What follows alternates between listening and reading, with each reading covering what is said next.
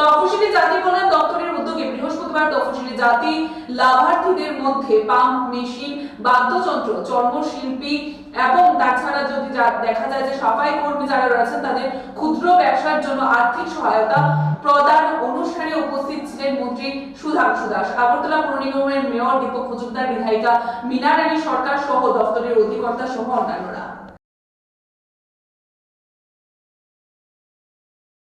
Department অনেকগুলি পরিকল্পনার মাধ্যমে আমাদের এসসি সম্প্রদায়ের মানুষের আর্থিক সামাজিক উন্নয়নের জন্য কাজ করছে।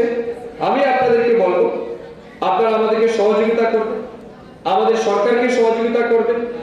বর্তমানে আমাদের দেশের প্রধানমন্ত্রী নরেন্দ্র মোদীজির নেতৃত্বে ভারতবর্ষে যে উন্নয়নমূলক কাজ চলছে এবং আপনারা হয়তো শুনেছেন আমাদের প্রধানমন্ত্রীজির কথা, যিনি বলেন मैं प्रधानमंत्री नहीं हूं, मैं प्रधान सेवक। অর্থাৎ আমি প্রধানমন্ত্রী নই, আমি দেশের প্রধান সেবক। এই মানসিকতা নিয়ে যিনি কাজ করছেন, আর আমরা ওনাদেরই সৈনিক, আমরা ওনার সৈনিক হিসাবে আমাদের রাজ্যের মাননীয় মুখ্যমন্ত্রী অধ্যাপক ডক্টর মানিক সাহাজির নেতৃত্বে আজ রাজ্যের সমস্ত অংশের মানুষের আর্থিক বিকাশের জন্য, সামাজিক বিকাশের জন্য এক গুচ্ছ পরিকল্পনার মাধ্যমে সরকার এগিয়ে যাচ্ছে।